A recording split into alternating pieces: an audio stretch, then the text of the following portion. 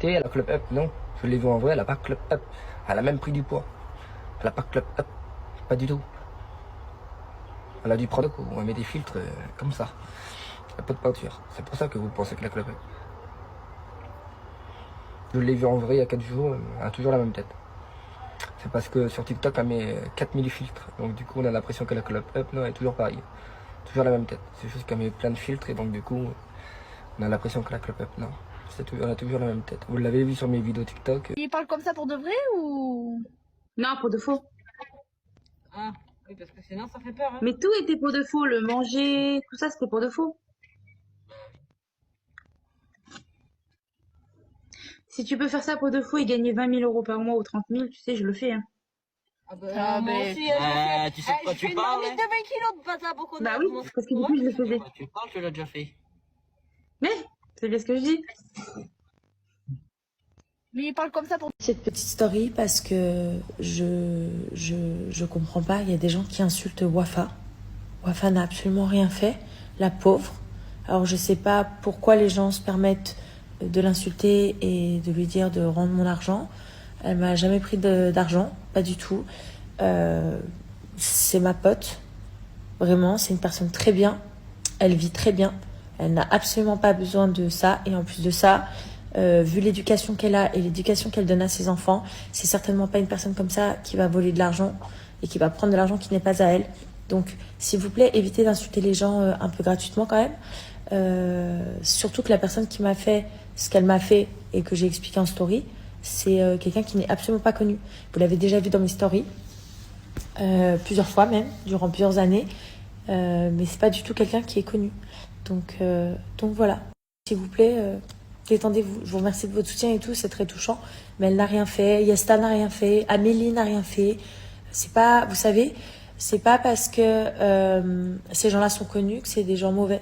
Il y a plein de gens qui sont pas connus et qui sont très mauvais et qui font des dingueries. Donc je comprends l'image que vous pouvez avoir de la télé-réalité, etc. Je comprends totalement.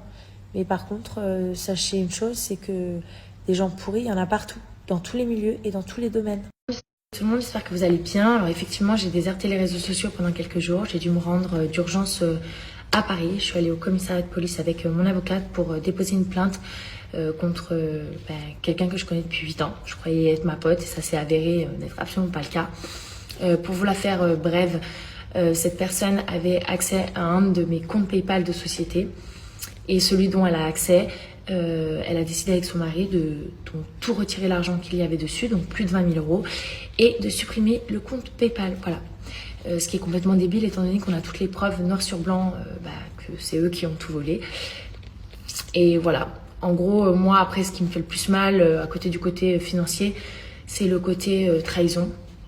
Je ne comprends pas en fait comment on peut faire ça à quelqu'un gratuitement, surtout que je lui ai jamais manqué de respect, j'ai jamais été insultante, on s'est jamais embrouillé, on s'est jamais pris la tête, il n'y a jamais eu aucune histoire.